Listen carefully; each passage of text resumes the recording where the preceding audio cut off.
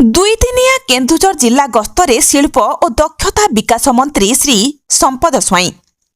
ବଡ଼ବିଲ ଦୁଇଦିନିଆ କେନ୍ଦୁଝର ଜିଲ୍ଲା ଗସ୍ତରେ ଶିଳ୍ପ ଓ ଦକ୍ଷତା ବିକାଶ ମନ୍ତ୍ରୀ ଶ୍ରୀ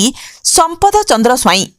ସେ କେନ୍ଦୁଝର ଜିଲ୍ଲା ଗସ୍ତ କରି ବିଭିନ୍ନ କାର୍ଯ୍ୟର ଅନୁଧ୍ୟାନ କରିଥିବା ନେଇ ସୂଚନା।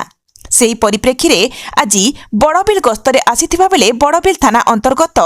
ଭଦ୍ରାସାହି ଛକ ନିକଟରେ ବିଜେପି ଓବିସି ମୋର୍ଚ୍ଚା ସାଧାରଣ ସମ୍ପାଦକ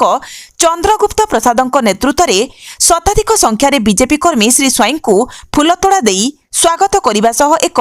ବିଶାଳ ମୋଟର ସାଇକେଲ ଶୋଭାଯାତ୍ରାରେ ତାଙ୍କୁ ପାଛୋଟି ନେଇଥିଲେ। ସେଠାରୁ ସେ ବଡ଼ବିଲ ପୌରାଞ୍ଚଳ ତଥା ବଡ଼ବିଲ ଥାନା ଅନ୍ତର୍ଗତ ବଡ଼ବିଲ ୱାର୍ଡ ନମ୍ବର 12 ସ୍ଥିତ ବଡ଼ବିଲ आईटीआई अभिमुखे जाई सेठारे एक कार्यक्रम जोग देइथिले एवं सेठारे तांको पारंपरिक वाद्य और नृत्यर ताले ताले स्वागत करने सह सम्बर्धना करा जाइथिला। सेठारे से बड़बिल शिल्प तालीम केन्द्रर छात्र छात्री को भेटिथिले। एही अवसर में से कहिथिले कि विगत दिन में बड़बिल आईटीआई केन्द्र सरकारक द्वारा सर्वश्रेष्ठ शिल्प तालीम केन्द्र भाव में परिगणित होइथिला एवं एही तालीम केन्द्रर आगामी दिन में आहुरी अनेक रूपरेख बदलाइबा पई पीएम सेतु और हवाड़ योजना माध्यम 240 कोटी टंकार निवेश करार नवकलेबर कर एक श्रेष्ठ वैश्विक तालीम केन्द्र कर केन्दुझर जिल्लारू सरोज कुमार महापात्र रिपोर्ट। माननीय मुख्यमंत्री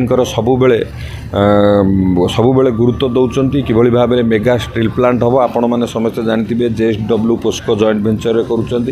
आहरी अन्य प्रकल्प को आम अनुमोदन देचु जिले में प्रतिष्ठा हाँपाई। निश्चित भाव में जिले में शिल्प बढ़िले स्थानीय युवक को निजुक्ति मिल और स्थानीय युवक मध्य एक जो नुआ उत्साह सृष्टि होती नुआ सरकार को लेकिन निश्चित भाव में सरकार ताकू किभली भाव में सफल कराइबे तापाई पूरा प्रस्तुत हो काम कर जो इंडस्ट्री पॉल्यूशन करुँच ताकू मध्य गुरुत्व देकी जिला प्रशासन हो पॉल्यूशन विभाग ता उपरे कार्य करुँच एवं आगामी दिन में ताकू दृष्टि को निया जायकि विभिन्न प्रकार कार्यक्रम हाथ को निया जाउछि।